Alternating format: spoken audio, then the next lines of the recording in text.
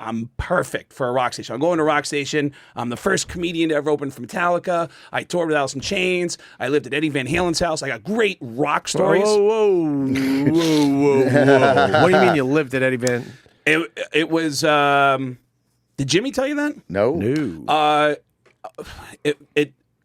15 years ago, I started working on stuff in Los Angeles. I'm at a concert at the Universal Amphitheater, and a friend of mine, he hates being involved in the story, but so I won't say his name. A buddy of mine says he's introduced me to people because I don't know anybody in Los Angeles, and he goes, "Hey, I'm going to introduce you," and he's doing whatever, an LA thing. And at one point, he says, he goes, "Oh, dude, I'm gonna introduce you to this guy who lives with one of the biggest rock stars on the planet. But don't tell him I told you that. Come here. Maddie! Hey, Maddie, this is my friend Craig Gass. I don't know if you listen to this show, if you watch this TV show." And this guy turns around and he goes, "Oh, my God, dude, I'm your biggest fan." I go, "Really?" And he goes, "Dude, I saw you at the Roxy last year. I went to the House of Blues and paid $50 to a scalper to watch you open for Robert Schimmel and Richard Jeni." And that's a good show. Oh yeah, that's a damn good show. But yeah, man, I love your stuff. And so we start talking. We make plans to go bowling, and we get to the bowling alley, and he says, "Do you mind if I bring my friend Ed with me?" And I said, "Yeah, of course." And he goes, "All right," because he's got a kid. His kid's. I hate when people say that. Yeah. No, just say it's Eddie Van Halen. Don't be that guy. Cool. Where you're like, hey, "Hey, do you mind if I bring my friend Ed?" My friend Ed. And I go, "Yeah, of course." And he goes, "Well, he's got a kid. His kid's 13. And I go, "Dude, it's bowling. Who gives a shit?"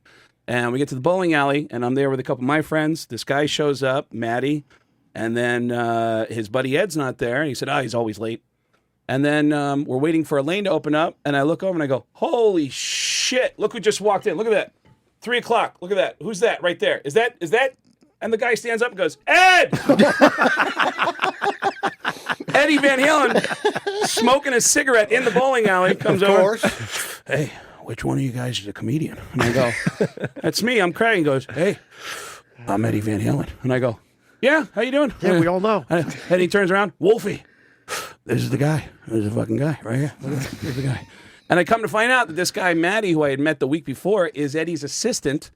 Matty lives on the property in a guest house, and Matty runs the 5150 studios on the property, and he happens to be the biggest Stern fan on the planet, and I was auditioning that year to be Howard's sidekick. Right. And so apparently he was running down to Ed's house every day that I was on and saying, there's a guy on the Stern Show now who does a Paul Stanley impression. There's a guy on the Stern Show now who does a Sam Kinison impression. There's a guy who does whatever. And he starts hearing all these stories. And at the bowling alley, Eddie Van Halen is telling me my life story that he heard third hand through his assistant. And one of the stories was that I have been broke my whole life. And the only thing I've ever wanted to own was an illegal cable box. That's all I've ever wanted was an illegal cable box. And I finally was able to buy one. You can get one at 125th Street. I think it was $300, and I got the illegal cable box. And Eddie at the bowling alley goes, "I heard you were broke your whole life." He goes, "Me too." He goes, "I heard all you ever wanted was legal cable box." He goes, "That's crazy," because and he looks both ways. "I got a legal cable box too." And I go, "Really?" Eddie Van Halen stealing cable. I go, "Really?" And then Eddie goes, "Yeah." He goes, "The thing is, I'm fucking rich, but don't want to pay for cable." And I was like, "Are you fucking serious?" And he goes, "Yeah." And so over the course of the next year and a half, this guy Matty and I would hang out from time to time, and I'd come over to the house, and then Eddie would be there. "Hey, you got some jokes? You want to see some free cable?" And I'd go like, "No, I'm good. And then I got in a bad relationship that went south really quick. And I called my buddy and said something really bad happened one night. I was out with a girl, and she did something that was just really, really difficult to deal with. And I called the guy up and I said, "Man, I need to talk to somebody. I'm going through a tough time tonight." And he put me on the phone with Eddie, and Eddie said, "Dude, I told you she's a fucking skank." And I go, "I know."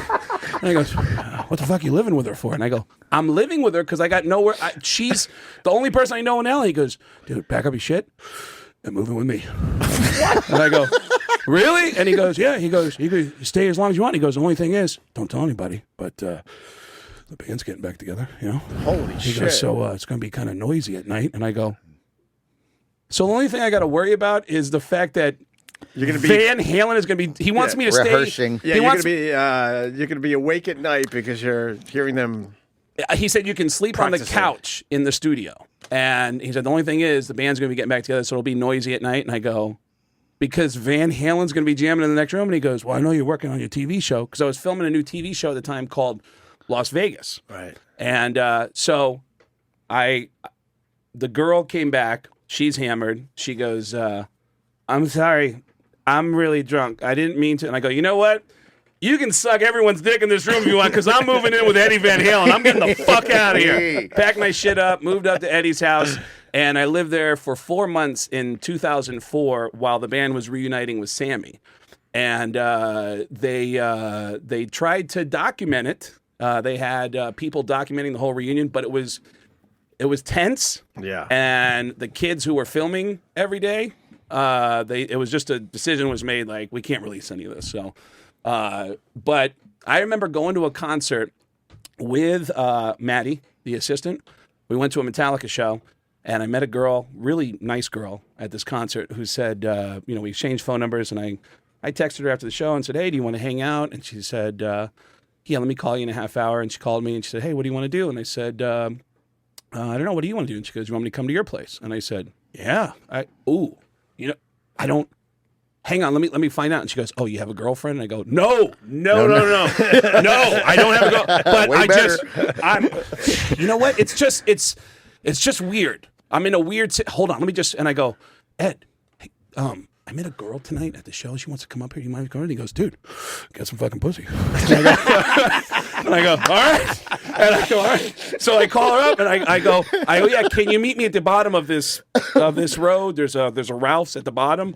And she goes, you don't want me to meet your address? I go, no, I'll bring you up. And then I met her in the parking lot. I say, yeah, just, and she goes, so what's going on? Why do you have to get permission for me to come over? I go, and I don't know how to tell her. I live at Eddie Van Halen's. I didn't know how to say it, so I go, I'm in a weird situation, and I live with somebody, and it's just something that we get up, and I use the back gate, and there's two gates that go in. I went to the back gate, and then I parked next to the studio, and I still haven't said anything. I open the door to the lounge, to the studio. She walks in and goes, wow. Is your friend like the biggest Van Halen fan on the planet or what? and then she starts noticing shit on the walls, and she goes, what the fuck?